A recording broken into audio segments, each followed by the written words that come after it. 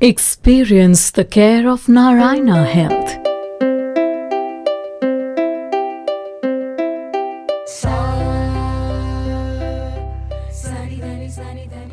Hello friends, welcome once more to our programme let's talk health. आज इस journey के 42nd episode में हम लोग पहुंच गए हैं। हमने धीरे धीरे आपसे कुछ ऐसे चीज़ों के बारे में भी पूछा जो आपको उनके बारे में पता करना था, और आज एक ऐसे ही टॉपिक में जो आपकी तरफ से सजेशंस आए उस पर हम बात करेंगे। वो है अल्जाइमर और अल्जाइमर्स और उससे रिलेटेड सिम्टम्स, उसकी ट्रीटमेंट्स, क्या कारण है, कैसे होता है।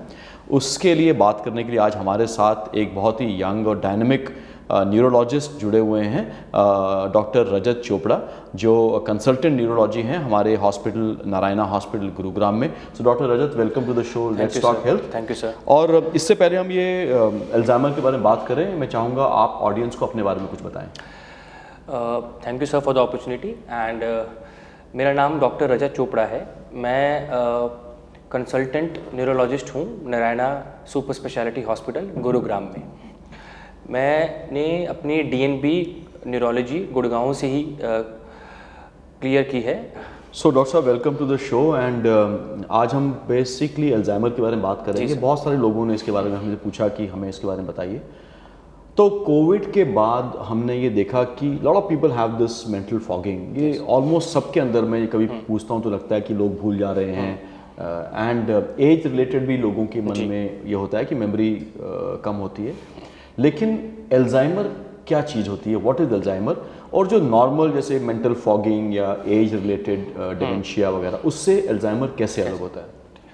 तो अल्जाइमर एक प्रोग्रेसिव बीमारी है, एक न्यूरो डिजेनरेटिव डिसऑर्डर है जो यूजली विद एज बढ़ता है। यूजली यंग में ये नहीं होता है। जो देखा गया है कि अल्जाइमर जो है 65 ईयर्स के एज के बाद सेट इन करना शुरू करता है, जो अराउंड 10% ऑफ द पॉपुलेशन में है after 65, and then more than 50% population में after the age of 85। Acetylcholine receptor करके बॉडी के अंदर जो हमारा हार्मोन या केमिकल होता है, उसकी डेफिशिएंसी के कारण हमारे को ये मेनली अल्जाइमर्स या डिमेंशिया जिसको हम कहते हैं वो सेट इन होता है। ये मेनली जो अल्जाइमर्स है वो सिर्फ एक फॉरगेटफुलनेस की बीमारी नहीं है। उसके अंदर लर्निंग, लैंग्वेज डिसेबिलिटीज़ या कोई भी चीज़ को एग्जीक्यूट करना कि कैसे हम प्लान करें और उसको एग्जीक्यूट करें, plus psychiatric symptoms and inactivity of the daily living, मतलब हैम्परिंग होना उनका, तो वो सब चीज़ें अल्जाइमर्स में काउंट होती हैं। इसको हम डिमेंशिया से कैसे कंपेयर करेंगे? डिमेंशिया का पार्ट, मतलब Alzheimer's is a type of dementia, most common type of dementia, and dementia is a global term which have many kinds of types of dementia in it, like vascular, frontotemporal, stroke के बाद भी patients को dementia होता है, but Alzheimer's is different। Alzheimer's में mainly जो ये chemicals की कमी के कारण हमारे को, और ये देखा गया है कि जो ये कोविड के बाद ब्रेन फॉगिंग या मेमोरी लॉस है, अब कोविड के symptoms are very different to tell, because अभी तक उसका पता नहीं लगा कि उसने क्या क्या न्यूरोलॉजिकल प्रॉब्लम्स में क्यों हुआ उनकी वजह से ये।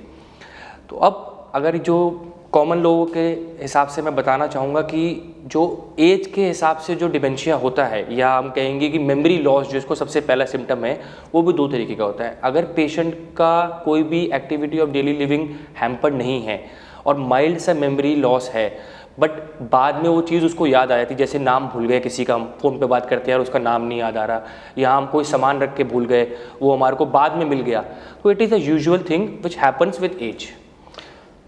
सो डॉक्टर साहब, आपने बताया अल्जाइमर यूजुअली एज रिलेटेड है, एंड यू सेड दैट 65 के ऊपर एंड देन 80 के ऊपर काफ़ी लोगों में होती है।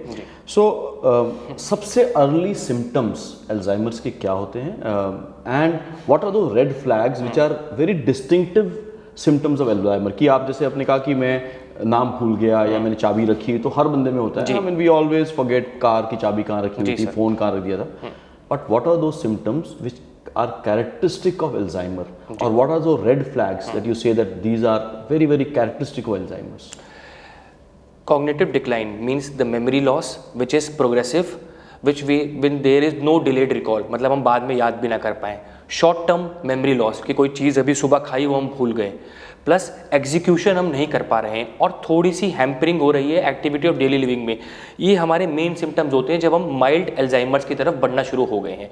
उससे पहले अगर हम देखेंगे जो नॉर्मल मेमोरी लॉस होता है वो माइल्ड कॉग्निटिव इम्पेयरमेंट में होता है, but these people have more risk to develop Alzheimer's, 15 time more risk to develop Alzheimer's. तो ये रेड फ्लैग्स हैं जो मेन हमको देखना है, और वो भी वही बंदे बता सकते हैं जो घर के अंदर रहते हैं, उनके साथ जो 24 घंटे रहते हैं। As a doctor we have to take the history from the caregivers, not from the patient, because patient अपने बारे में नहीं बता पाएगा कि मैं भूलता हूँ, वो ज़्यादातर उनके फैमिली मेम्बर्स बताते हैं कि उन्होंने क्या ऑब्जर्व किया।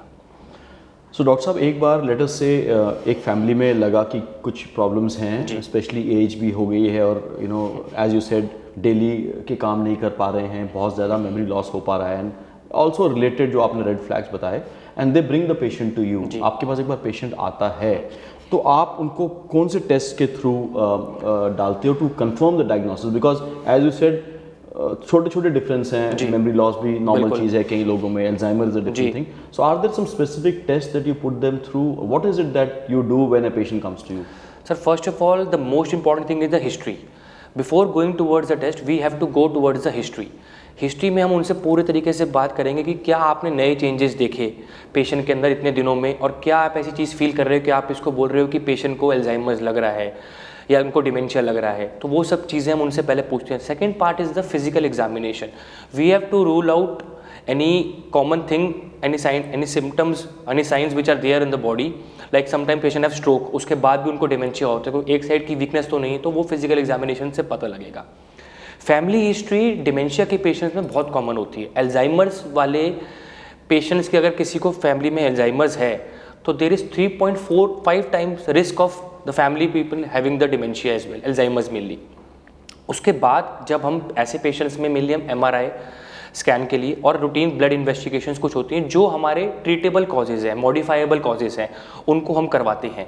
और उसके बाद हम जेनेटिक टेस्टिंग की तरफ बढ़ते हैं कि हमको लग रहा है अगर एल्जाइमर्स है और स्टेज बढ़ रही है तो we have a genetic testing to do for that, but वो लेटर ऑन स्टेज पर आता है जब हम MRI वगैरह से मॉडिफाइबल या ट्रीटेबल कॉज को रूल आउट कर लेते हैं, then we come towards the genetic testing.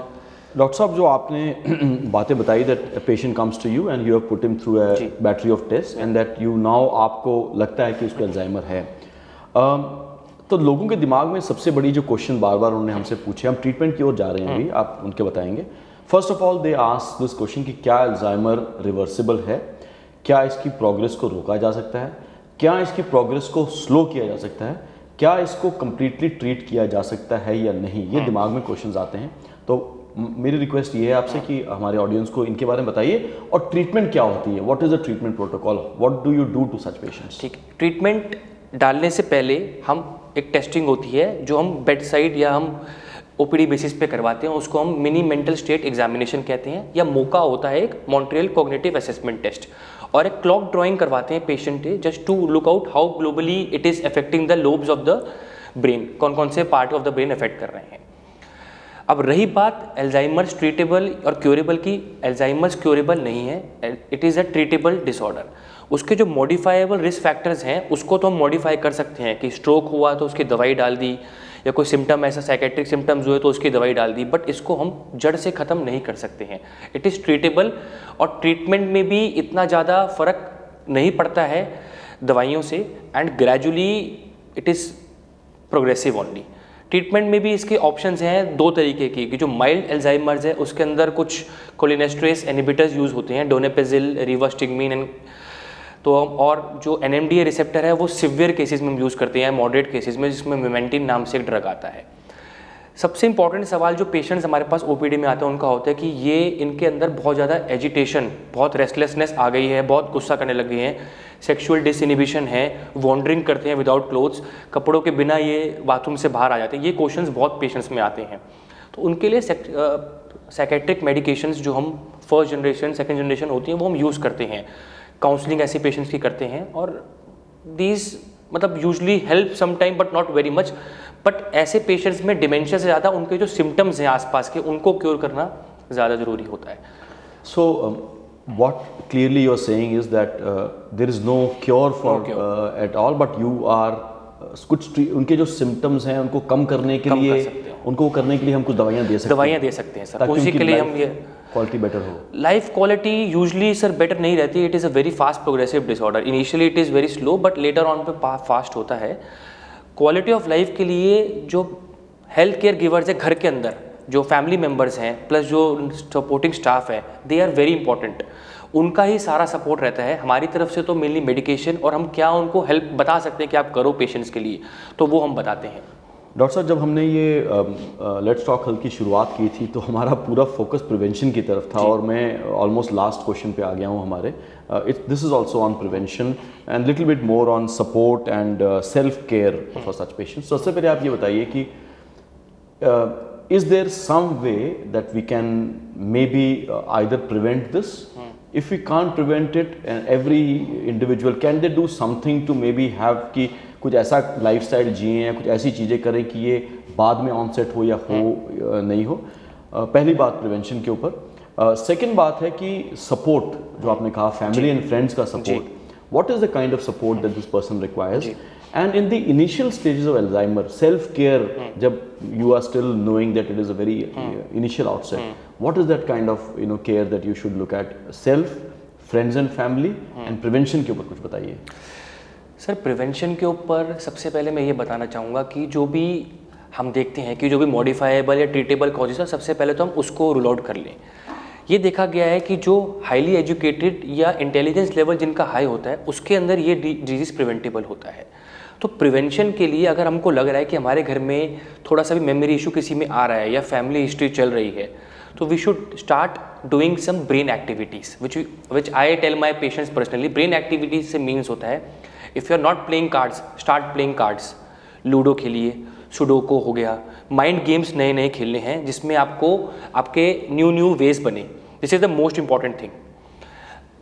इसके अलावा एज सच कोई चीज़ नहीं होती जिससे हम इसको प्रिवेंट कर सके बहुत ज़्यादा। मतलब अपनी हाइजीन मेंटेन रखनी है, वो सब तो नॉर्मल चीज़ें जो सब करते हैं, बट ये प्रिवेंशन के लिए कि पहले से ही हम, और जैसे न्यूज़पेपर्स पढ़ें, read it loud, discuss with the family members, discuss about politics with the family members, do some, मतलब आपको घर पे बिल्कुल खाली नहीं बैठना है। डू सम एक्टिविटीज़ डेली जिससे आप बेटर रहें। Go out for walk, go out for sessions with the friends, go out on the clubs. You have to be moving all the time, because ये अगर बैठे रहेंगे then the things get worse. And support from family?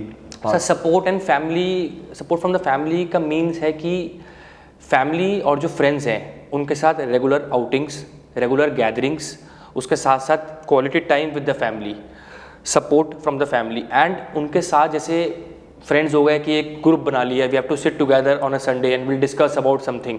तो ऐसे करके ये patients जो towards Alzheimer's या डिमेंशिया की तरफ बढ़ रहे होते हैं, उनको हम प्रिवेंट कर सकते हैं ताकि they can discuss out things.